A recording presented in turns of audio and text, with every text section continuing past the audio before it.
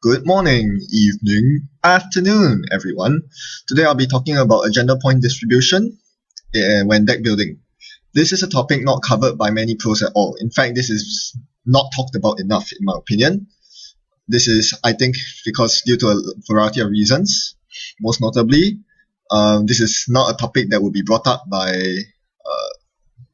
players that are not so good. And for those good players, they either net deck, so they don't really care about this, or even if they do know about these concepts, it's very hard to justify them in theory because you really need to play a lot of games to know very well what is the best agenda distribution for a particular deck. Alright, so I'll do my best to try to explain some stuff, this stuff, and I'm doing this mostly because of the release of two new agendas from the upcoming spoilers. One is a 4-point agenda. We've never seen a 4-point agenda ever in the game, so this is pretty huge. And the other agenda is a 5-3 agenda that is a 5-2 for the runner. In both cases, this will massively shake up the scene, the corporate scene, and I think we'll see quite a we might see a big shift in the agenda distributions of the corps in the future with these two neutral agendas. Yes, the fact that they are neutral changes it as well because it means that you are more likely to see these agendas than if they were in a certain faction. So let's get down to it. But first, we need to talk about what constitutes a bad agenda distribution.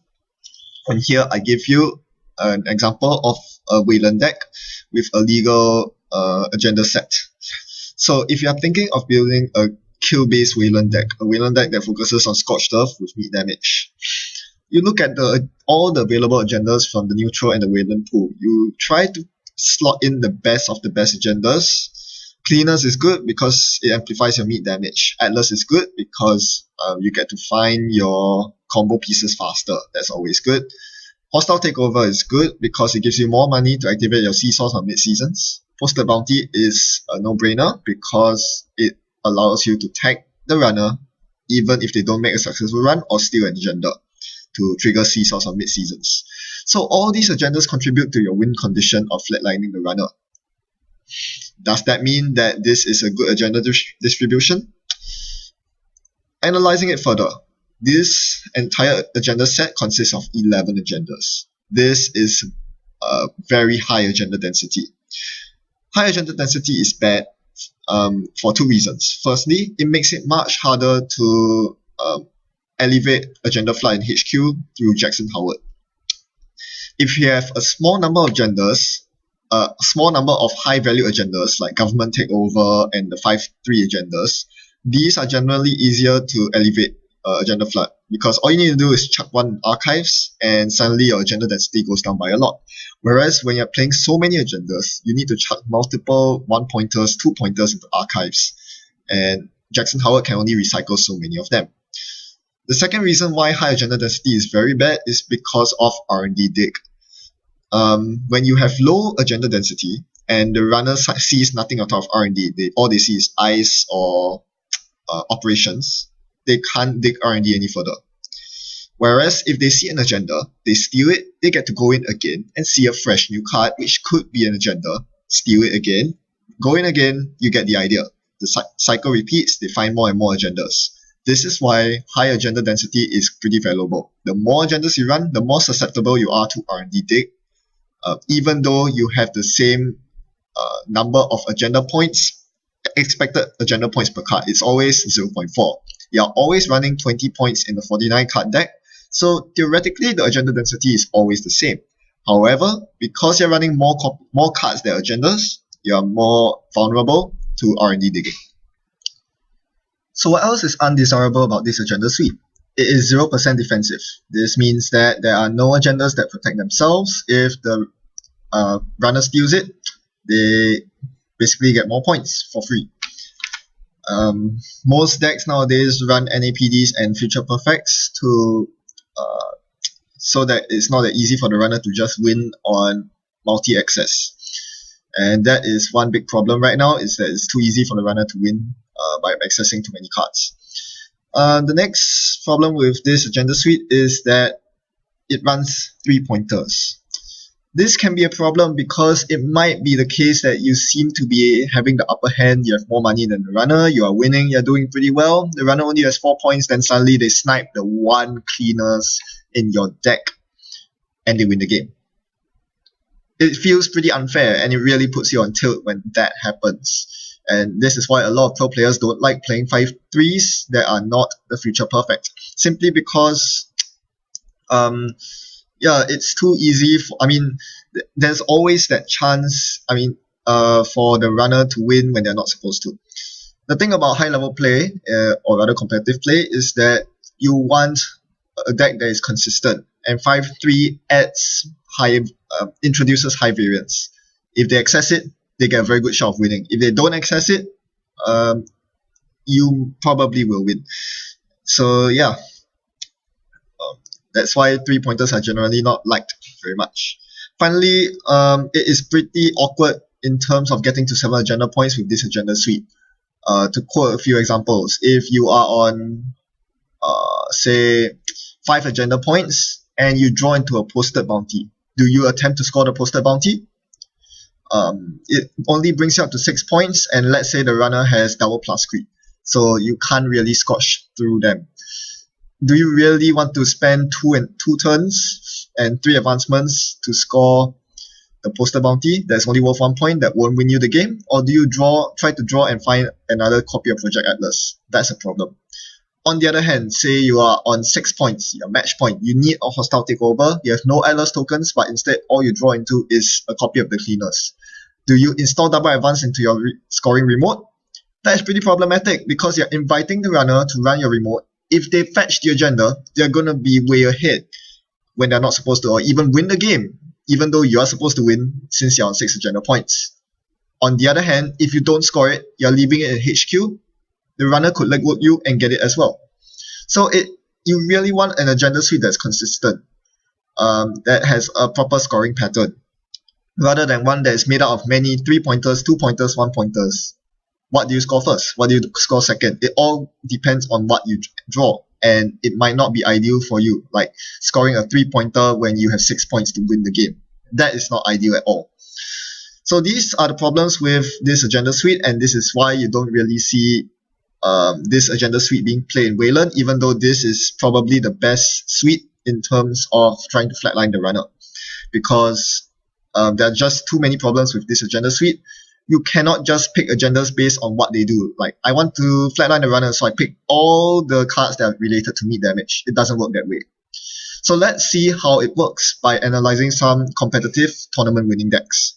This is the famous NBN deck, NBN agenda suite, which has been around since NAPD was released. All the pro players stick to this like a book, and it's not hard to see why. This agenda suite is, I call it the 222-222-222-11 agenda suite. You can call it whatever you want, but basically why this is so good is because you always require 4 agendas to win on both the runner and the corp side. This is true no matter what, unless you find 2 breaking news. You cannot win on 4 agenda cards with both breaking news. You need only having at most 1 breaking news and at least 3 of the rest. So this is pretty decent, but what makes it really good is that your 27% of your agendas defend themselves. The 3 out of 11 NAPDs protect themselves when they're in R&D and HQ. So you don't have to worry so much about the runner getting a lot of agenda accesses, because even if they do, they have to sacrifice their tempo to steal your agendas. And as I was talking about just now, having a definite score path is very important, and almost always with NBN, the score path with this agenda suite is 2-2-1-2. So a typical example would be the first agenda would be the Astro script, obviously. The second agenda might be another Astro script chained into the chain from the first Astro script, or it could be a build of a Sense City grid.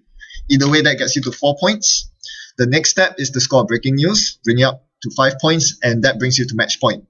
Once you score the 3 agendas, you're on match point. Your last agenda will be a 2-pointer, any of these 6, and you can score it through an Astro token or Sensitivity Grid. This is why this agenda suite is so powerful. You have a definite line of attack. You know what you want to do, and it is very reliable. For example, looking for the last 2-pointer agenda, that's pretty easy. There are 6 copies of 3/2 agendas in your deck. You just need to find one of them. If you find NAPD, it's not so bad because it defends itself in HQ even though you don't want to score it. Another good thing about the 1-pointer is that the moment you draw into breaking news from R&D, you can score it anytime, assuming they don't have cloud out. So yeah, basically there's lots of ways you can score out with this agenda suite, no matter the order in which you draw the agendas. Sometimes you won't see Astro scripts at all during a game, and that's a pain. But seeing the other agendas, you can still score them out normally, and you can still follow the regular score path pattern. And this is why this agenda suite is basically textbook material. Everyone just sticks to it. Let's look at another agenda suite. This is fast advanced. Let's look at Glacier. And what other Glacier do we want to look at other than the most powerful archetype out there right now, Jinteki RP? This is the 3/3/3 2/2/2 2/2/1 agenda suite. It used to be 2/2/2 at the end with a 3rd copy of NAPD instead, but people eventually realized that 21 agenda points in the deck is probably not a good idea. So they swapped out 1 NAPD for a very powerful 1-pointer against the current meta in the form of Netrunner's Project. But that aside, talking about the agenda distribution, it's 9 agendas. This is pretty good. 9 agendas means that less than a fifth of your deck comprises of agendas. And even better is that of the 9 agendas, 56% of them are defensive. They defend themselves. Future Perfects and NAPDs. This is very important, and it is no wonder why RP has such an easy time in the early game defending their agendas from the runner. They can afford to spend a few turns setting up while the runner pokes at R&D and HQ simply because only 4 of their agendas are squishy. The other 5 require a huge tempo setback or miraculous luck to get to score. Also, this provides a very easy score path. The typical score path obviously is 2-2-3. Your first agenda is almost always a Nisei Mark II, followed by either another copy of Nisei Mark II or an NAPD contract. Then you finish off the game with a Future Perfect, which is pretty perfect. No pun intended, because if a Future Perfect is stuck in your hand, you just keep it there. It's very hard for the runner to steal, and you can just leave it in HQ until you're ready to score it. The other alternative is 2-2-1-2. If you do feel like scoring a Chronos Project, or if the time comes, or if you draw it and you decide to score it, it is not as efficient as scoring in the 2-2-3 pattern because 3-1 agendas are just horrible in terms of agenda point ratio to the effort you need to score it, but it still does the job. So the best thing about this agenda suite is that most of the time you can win by scoring 3 agendas, whereas the runner is forced to steal 4 agendas to win pretty much. The only way the runner is going to get away with scoring 3 agendas is if they do steal a Future Perfect through a successful side game win. And this is why with the upcoming film critic, most competitive players out there will think that this is a huge setback for Jinteki RP because Future Perfect is such an integral card to RP. The ability for RP to defend Future Perfect to defend itself means that if the runner cannot steal a Future Perfect, does not manage to steal a Future Perfect during a game, they are forced to win by stealing 4 agendas. There's no other way around it. And 4 out of 9 agendas to win the game is a very tall order. Alright, so enough talking about existing archetypes. Let's move on to the new cards, which was the inspiration for this video. First, let's look at Oz Project. I'll just call it Oz Project right now. I don't actually know the actual English name of this card. It's a 6/4 agenda. And while it looks pretty hyped up at first, pretty soon you realize that it has a lot of downsides, as you see with the red text here. For those of you who have any knowledge about the original Netrunner that was released in 1996, this is basically a reprinted version of Taiko Extension. Taiko Extension was a 4/4 card in the agenda in the original Netrunner that was eventually banned because it led to some very powerful corp decks. Of course, the Netrunner developers of today have learned from their lesson. So instead of a 4-4 agenda, they printed a 6-4 agenda that is similarly blank. The text box is blank for both agendas. So now the advancement requirements increased by 2, and just to make sure that it isn't completely broken, we add 1 influence to the cost. So by doing this, the developers have pretty much made this an almost unplayable agenda, in my opinion. This is not a very good agenda. Definitely not for competitive play, because it's too high variance. The problem with stepping into 4-point territory when you put the number 4 over here is this. While you are giving the runner the opportunity to win by scoring 2 agendas, stealing 2 agendas. Opening the option up to the runner is very, very dangerous. It basically kills your game if you're not careful. So let's just run through the downsides. Firstly, it's difficult to score. 6 advance, we all know how difficult mandatory upgrades is to score. The biggest problem with the number 6 as opposed to the number 5 here is that you require 2 turns of this agenda sitting in a remote server as opposed to 1 turn, and that is a huge difference. Secondly, as I said, this is the biggest downside. Allowing the runner to win on 2 agendas is not something you want to do. Next, it costs influence, as if this isn't bad enough. Now you have to pay influence to get it, so it's not very good. And finally, there's no scoring benefit apart from getting 4 points. The text box is blank. What are the good sides of this card? Most people think of punitive Counter-Strike when this card was first released, and you can't really blame people for doing so. Once the runner steals it, you can inflict 4 meat damage with punitive Counter-Strike, equivalent to a Scorched Earth. But is it really that good? If you think about it, when you compare this to existing big agendas, I'm talking about 5-3 agendas, let's ignore government takeover for the time being, there actually isn't any difference. If the runner steals this, you can potentially inflict 4 meat damage or 8 meat damage if we have 2 punitive Counter-Strikes. 8 meat damage will kill a runner without plus creep. That's all fine and dandy. But if this were a 5-3 agenda instead, you would deal 6 meat damage with 2 punitive Counter-Strikes. That is still a kill without plus creep.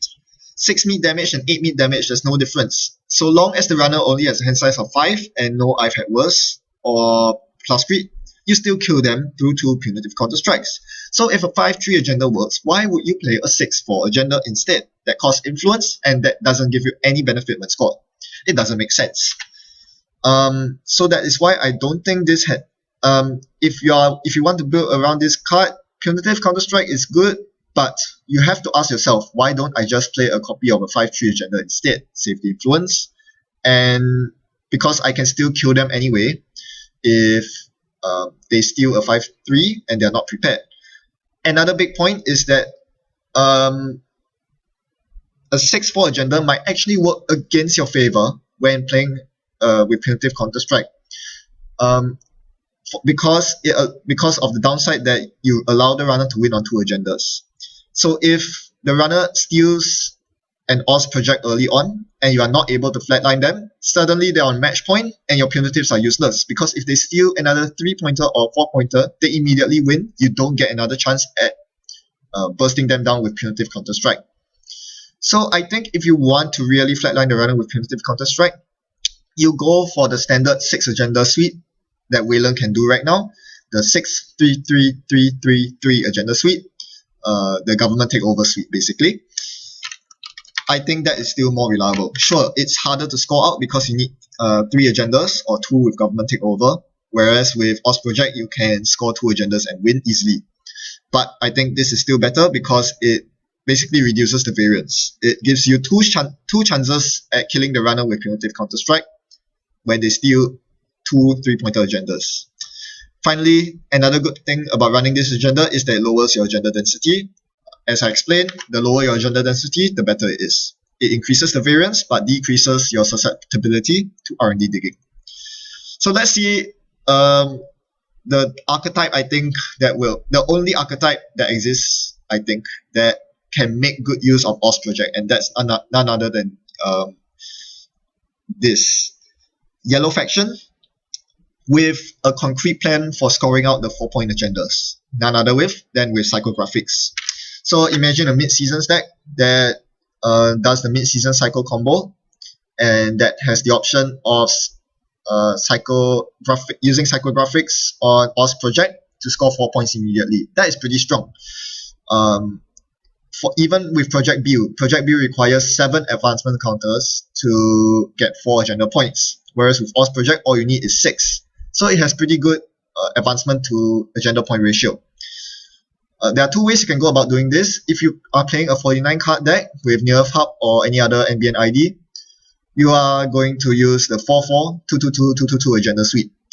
With The World Is Yours, you gain a pretty good benefit because your agendas are now condensed into 6 cards. 4-4-4, 2-2-2. This is 18 points. So this really lowers your agenda density, and I think this is the way to go if you want to play the mid-season psychographics or project deck. So your scoring path, there are many scoring paths available, and this is why I think this is a good archetype to slot OS project in. You can score the 4-pointer plus a big build. You can score 2 4-pointers, 2 OS projects. You can score 2 big builds, or you can just score 1 big build and win the game straight off. There are so many ways you can do this, and with almost all your agendas being either OS projects or project builds, you're going to have a pretty easy time scoring out. All you need to do is worry about landing the mid-season tags, and with the extra deck slots offered to you by the fact that you're using 4-pointer agendas, freeing up deck slots, you actually can insert more money in, more mid-seasons in, and give yourself a better chance at flooding the runner with tags. And at the end of the day, while you only require 2 or even 1 agenda to win the game, the runner needs 3 almost all the time, unless they get lucky and they steal 2 of your 3 or 2 of your 2 OS projects, which is not very likely. So this is the only archetype I think that OS project is worth running in. There's another one that might be questionable, and that is Mushin no Shin into OS project. This is particularly important because this is a 6 advanced agenda. Naturally, this means that Mushin no Shin is a very good combo card. With Punitive Counter-Strike to defend against anyone who runs your Mushin no Shin and steals the 4-point agenda. This could work. I'm not a fan of this because it really is a high-risk strategy. If they do run your Mushin OS project, you really need to have the Punitive there to be able to kill them. If you cannot threaten the kill because the runner is too rich, and the runner steals your OS project, you are in a very bad place. Again, I think this is way too high variance. I think something like mandatory upgrades is much safer, because if the runner runs your mandatory upgrades that was Mushin, they only get 2 agenda points. Whereas if you score the mandatory upgrades, you get 2 points plus a very big benefit. Whereas this is of equal benefit to both the runner and the corp. 4 points to one side. That to me makes me. I would think I would be very uncomfortable playing such a deck. But it has its upsides as well. Once Old Hollywood is released, from now on, whenever there's a Mushin agenda on the Mushin card on the board, you have to be aware that it could be an OS project that wins the game for the corp straight up the next turn. So 3 points, even if the corp is on 3 points, they could be very well on match point. This is something you have to be aware of. So that threat might make it worth running Mushin no Shin again. So that's up to you to figure out, but I think this is too high variance of combo to bring to a tournament. Next, let's look at the better of the 2 agendas. Global Food Initiative coming out on Data and Destiny. This is an incredible agenda, and mostly because it actually has text in the card text box. This says Global Food Initiative is worth 1 fewer agenda point while in the runner score area. Basically, it's a 3-pointer for the corp, 2-pointer for the runner. So many benefits. Compare this with OS project, it's a huge difference. Let's look at the benefits. It lowers agenda density, which means that it frees up deck slots. If you run more 3-pointers, you only need to run less agendas, and this means that you have more flexible deck slots for money, for eyes, for everything that you want, which is very important because card slots are very tight on the corp side. Next benefit, there's absolutely no counter on the runner side. Until Clock was printed, there was no counter for Astroscript. That's why Astrobiotics was so broken last time. Now, same thing with Global Food Initiative. There's nothing the runner can do to dispel or to negate the effect of Global Food Initiative. It will always be 2 points when in the score area, and there's nothing they can do about it, except to steal more agendas. Next benefit is neutral. Any deck can use this as long as they can pay the influence cost. It also has a good scoring ratio for the corp. 5-3 is a pretty good scoring ratio. You spend 6 clicks, you spend 5 credits, and you get 3 agenda points. That's pretty good. 5-3 is pretty standard. The only downside, as I said, is the 1 influence apiece, but it is, to be fair, it's not really much of a downside. If this card were really to be balanced, I would say that it needs to either have 2 influence costs or a limit of maybe 1 or 2 per deck. The reason why the developers made it so powerful is that they want the corps to be stronger, and I think this is a good direction to push the corps in, because the corps really need a boost after the Sand cycle, and I think this is possibly what will bring corps back into the scene. Yeah, let's move on and see some possible deck archetypes that Food Initiative can be used in.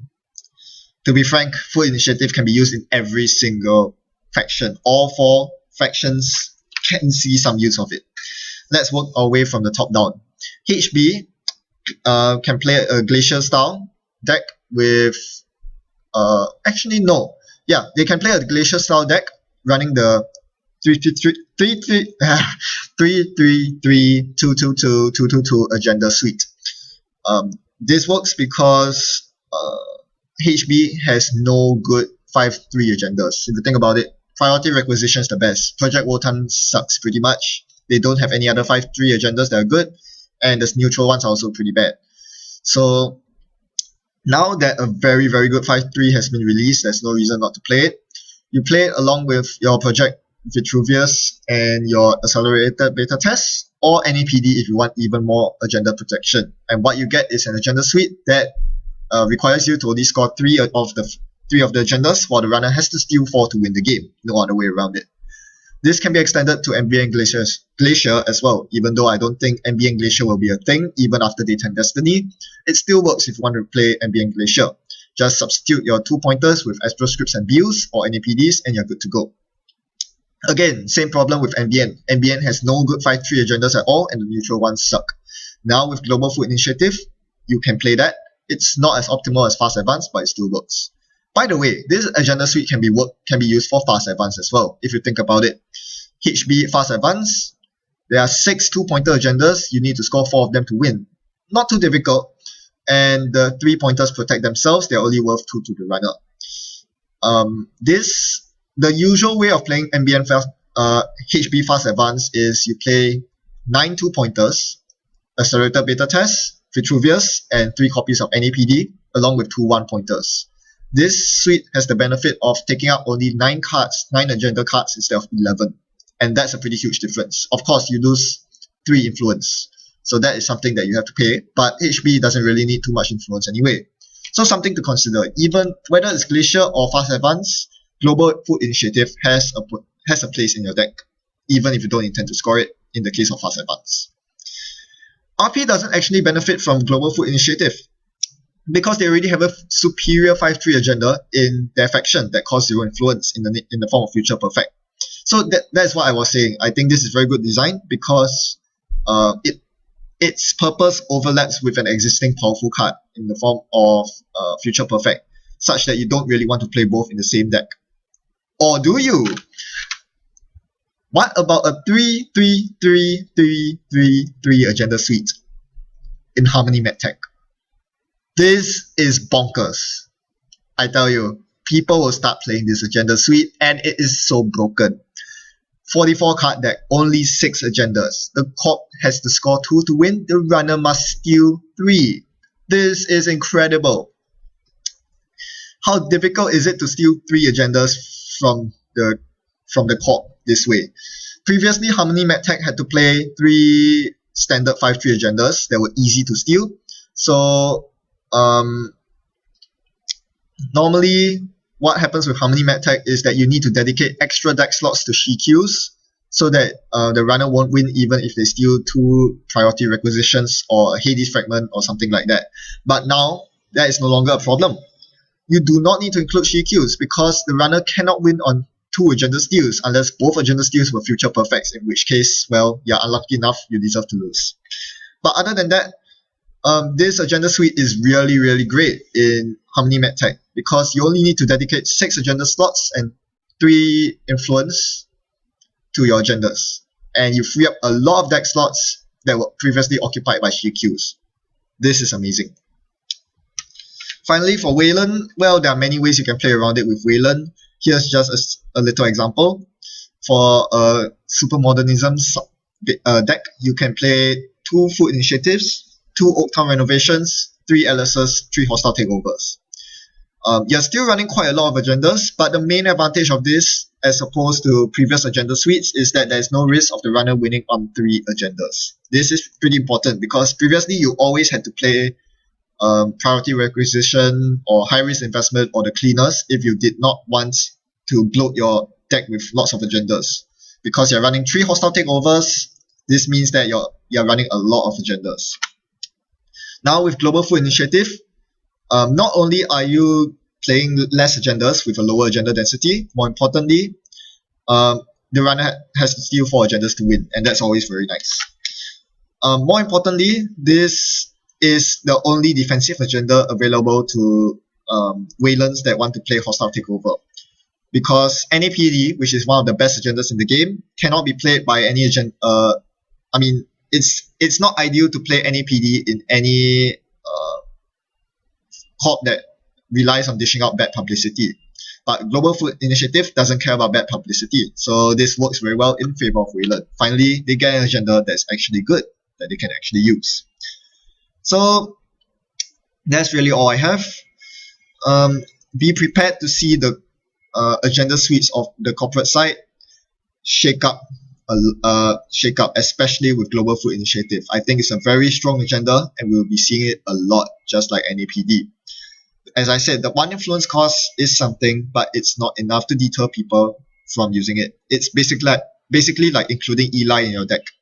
You are including more defense to prevent the runner from outright winning through multi-card access, and that makes Global Food Initiative so strong. Of course, don't count out Project Oz either. It is still a pretty decent agenda when you have a proper game plan, and it can really mess up the runner if they are not prepared for you scoring out 4 agenda points at once. That's all I have. Thanks for watching and happy net running. Goodbye.